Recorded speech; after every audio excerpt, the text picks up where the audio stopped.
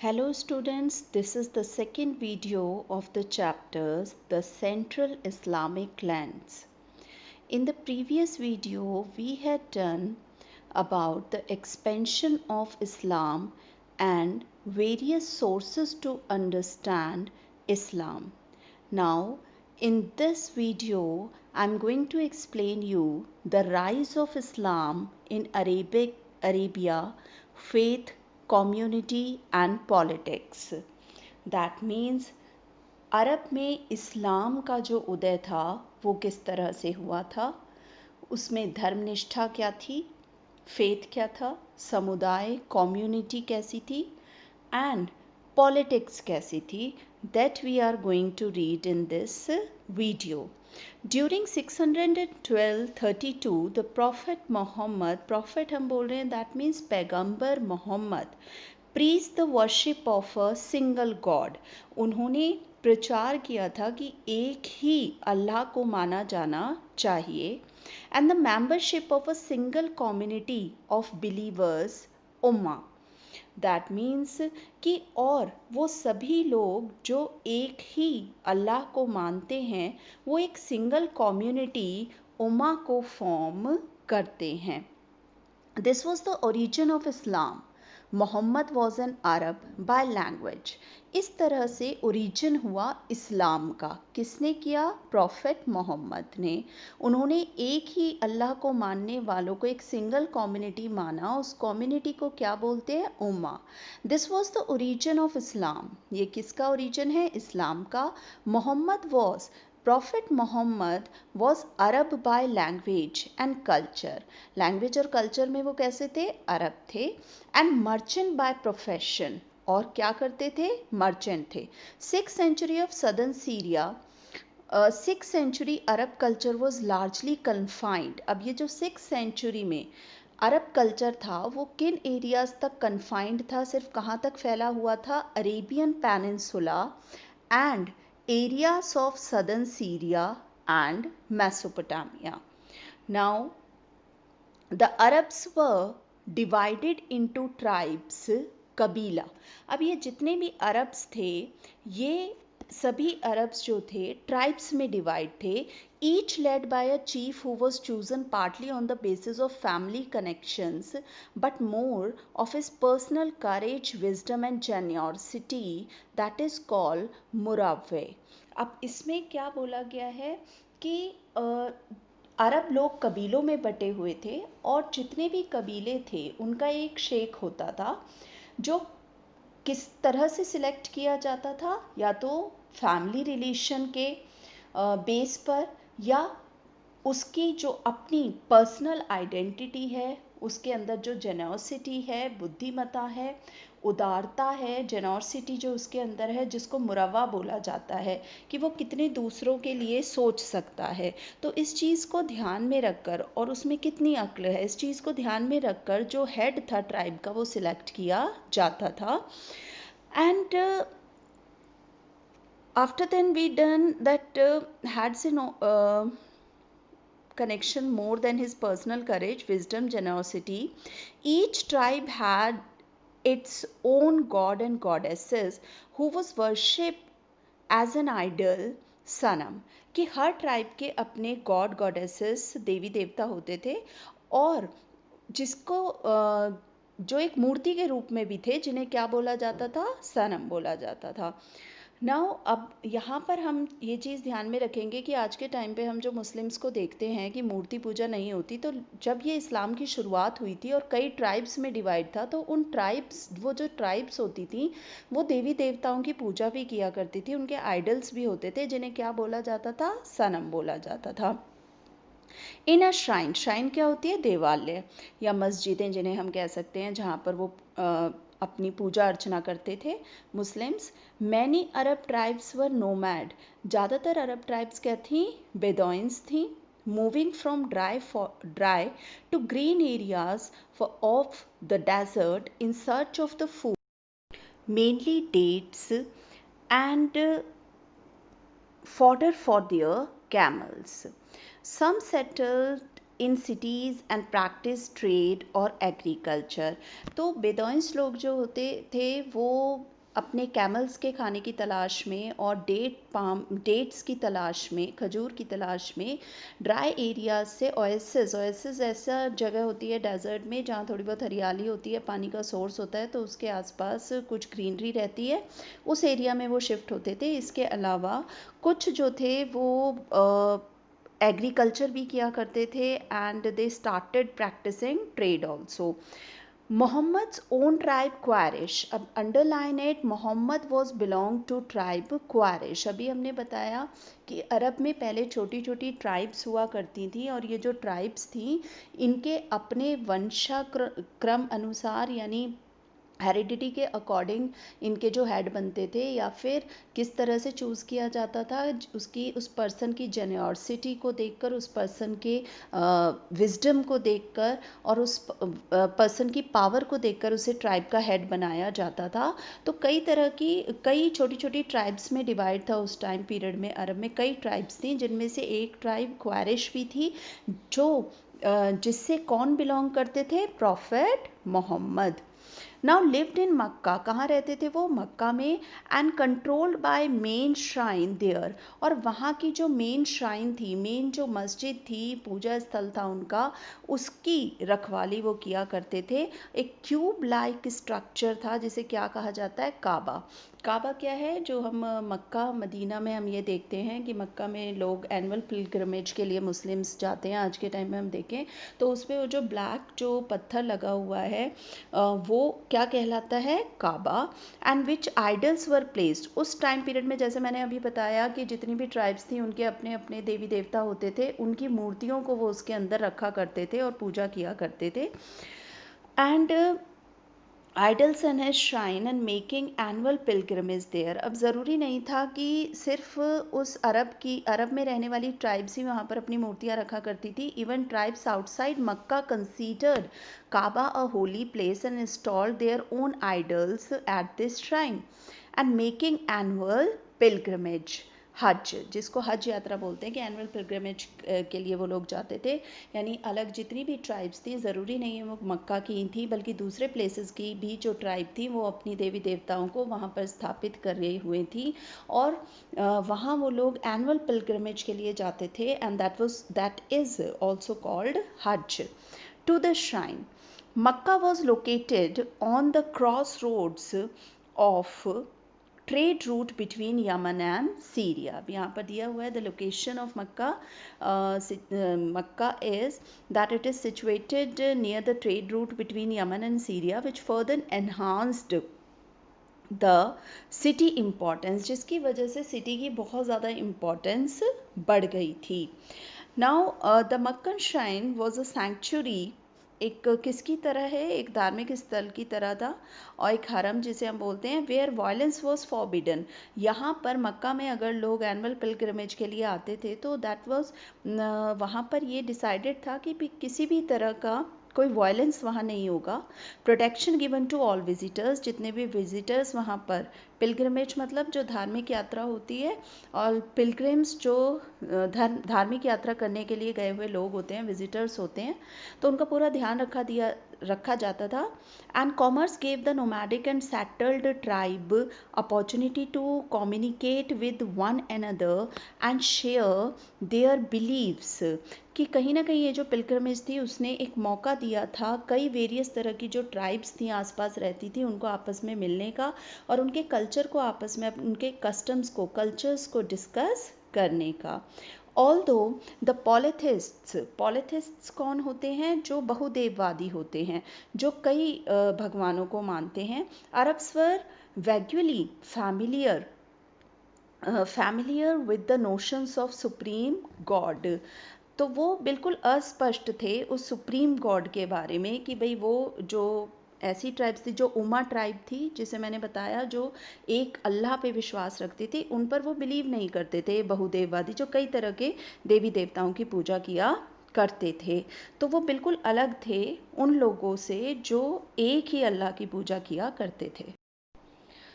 अब it is possibly under the influence of the Jewish and Christian tribes. हो सकता है कि वो लोग जो बहुदेववादी थे, पॉलिथिस्ट थे, कई ईश्वरों की पूजा किया करते थे, वो किसके आसपास रहा करते थे? जूइश एंड क्रिश्चियन ट्राइब्स के, living in their midst, their attachment उनके बीच रहा करते थे।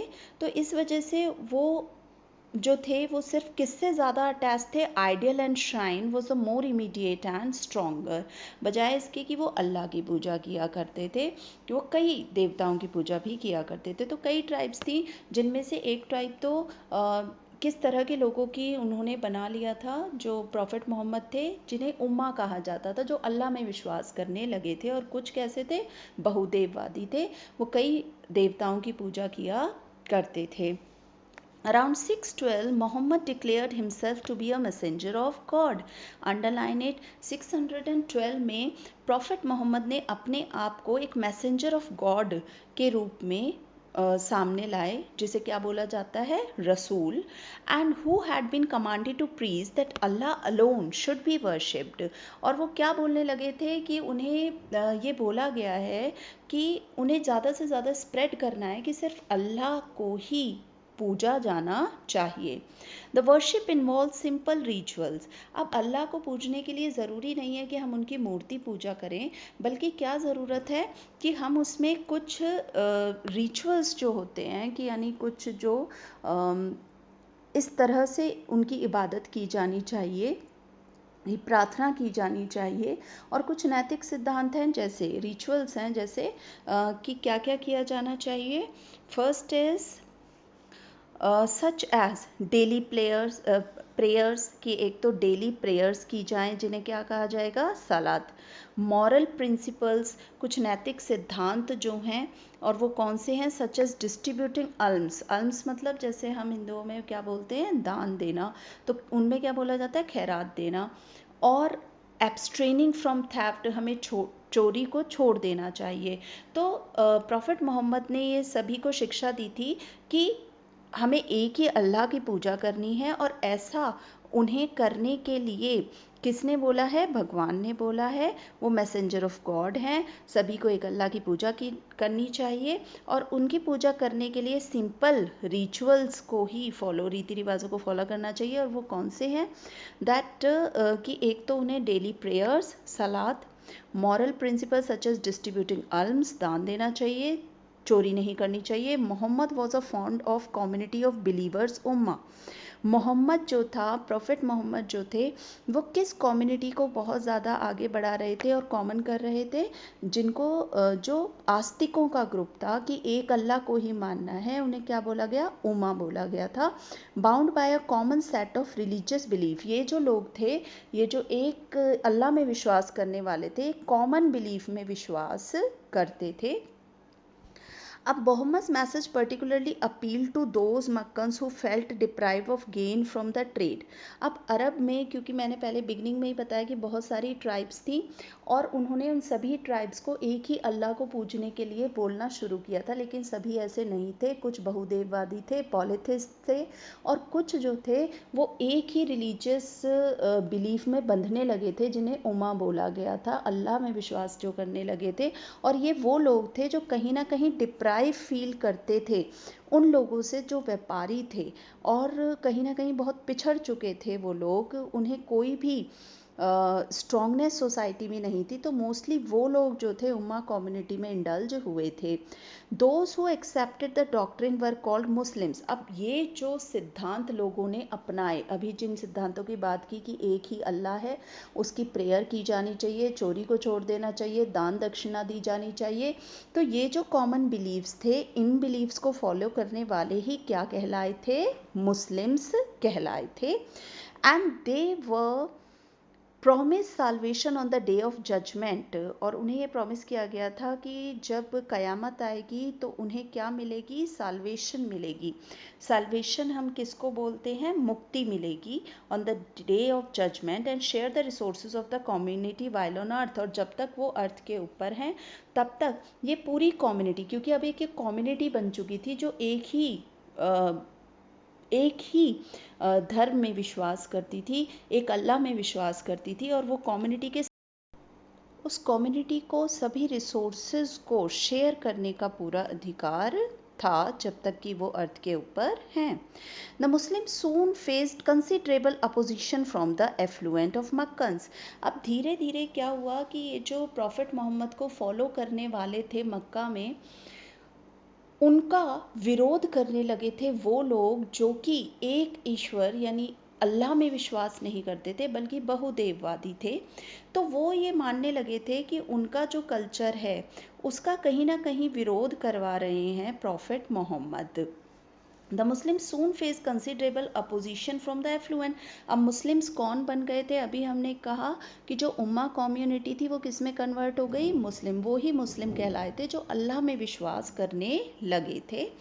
And Makkans who took often to rejection of their deities and found a new religion threat to the status and prosperity of Makkah। अब ये जो बाकी के जो लोग थे जो बहुदेववादी थे, पॉलिथिस्ट थे, they started thinking that it become very dangerous for their doctrines, कि उनके सिद्धांतों के लिए वो कहीं ना कहीं बहुत ही डेंजर हो गए हैं प्रॉफिट मोहम्मद और उनकी community. So this was the reason why in 622 Prophet Muhammad was forced to migrate with the followers to Medina, कि उन्हें माइग्रेट होने के लिए बोला गया, मक्का को छोड़कर मदीना में शिफ्ट होने के लिए बोला गया। और उनकी ये जो यात्रा थी मक्का से मदीना को जाने की, जो ये यात्रा थी, इसी को ही, इस जर्नी को ही क्या बोला गया? हिजरा बोला गया।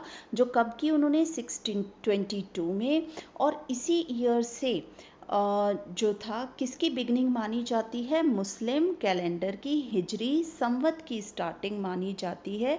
किस इंसिडेंट से? When Muhammad shift from Mecca to Medina. Then हम देखेंगे यहाँ पर Islamic calendar is describe here कि एक तो ग्रेगोरियन कैलेंडर है। ग्रेगोरियन कैलेंडर जो क्रिश्चियन कैलेंडर है जिसमें हम ईस्वी की बात करते हैं, एडी की बात करते हैं, बीसी की बात करते हैं। और दूसरा कैलेंडर हमारा आता है हिजरी कैलेंडर जिसको माना जाता है। अब उसमें कुछ डिफरेंसेस हैं, जैसे कि जो हिजरी संवत है उसमें नियर अबाउट 354 डेज माने जाते हैं, 12 मंथ्स माने जाते हैं। एंड उसमें जो हमारा ग्रेगोरियन कैलेंडर है, ग्रेगोरियन कैलेंडर में 365 डेज माने जाते हैं, 12 मंथ्स माने जाते हैं। अब यहाँ पर उनमें नियर अबाउट 11 डेज का डिफरेंस हमें देखने को मिलता है। एंड ये यहाँ पर हम ये देखेंगे कि जहाँ पर सोलर एक्लिप्स से हम मानते हैं कि जो हम सोलर ईयर मानते हैं उन्हें, जो हमारा ग्रेगोरियन कैलेंडर है। और ये कैलेंडर लूनर माना जाता है, लूनर कैलेंडर माना जाता है। और ग्रेगोरियन कैलेंडर जो है वो सोलर कैलेंडर माना जाता है। वो सूर्य उदय से दिन की शुरुआत मानी जाती है और उसमें जब हम देखते हैं कि चांद जब निकलता है तो तब से दिन की शुरुआत जो है उसमें मानी जाती है। इसलिए सभी सीजन्स में लाए नहीं करते हैं उनके जितने भी फेस्टिवल्स होते हैं। तो एक डिफरेंस है इस्लामिक कैलेंडर में और ग्रेगोरियन कैलेंडर, जो कि वर्ल्ड में सबसे ज़्यादा फेमस है और उसी को यूटिलाइज किया जाता है। Now the survival of religion rest on the survival of community of believer। अब किसी भी रिलीजन का सर्वाइव करना डिपेंड करता है कि उस कम्युनिटी को फॉलो करने वाले जो बिलीवर्स हैं वो कब तक रहेंगे।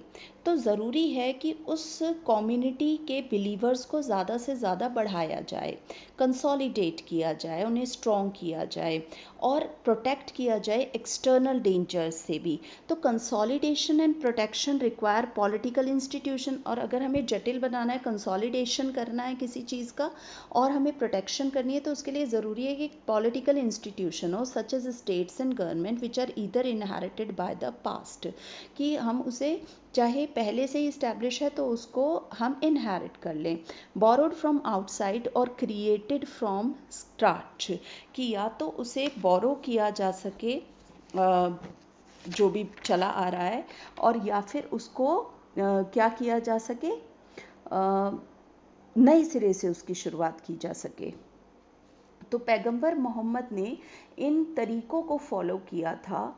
वहाँ पर पॉलिटिकल एस्टैब्लिशमेंट के लिए Muhammad created a political order from all three sources which gave his followers the protection they needed as well as resolve the city ongoing स्टेरिफ।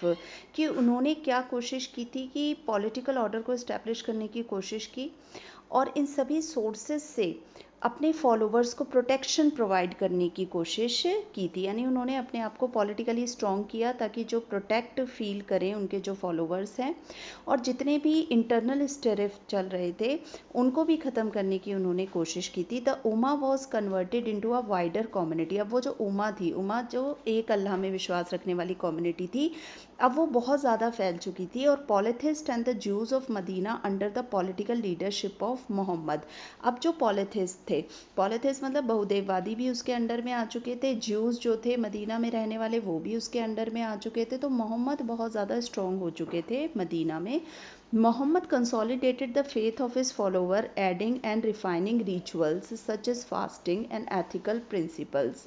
तो और ज़्यादा मजबूत करने के लिए उन्होंने फेथ को अपने फॉलोवर्स के और नई नई चीज़ें जो थी उसके अंदर उन्होंने ऐड कर दी थी। जैसे कि उन्होंने क्या किया कि पैगंबर मोहम्मद ने कर्मकांड और नैतिक सिद्धांतों को बढ़ाकर और उन्हें परिष्कृत करके धर्म को अपने अनुयायियों के लिए मजबूत बनाया, को और ज़्यादा उन्होंने बढ़ा दिया था। मुस्लिम समुदाय जो था वो क्या कर रहे थे, ये जो मुस्लिम्स थे, कि रेट डालकर या फिर टैक्सेस लगाकर वो अपने खर्चे जो थे उनको निकाल रहे थे।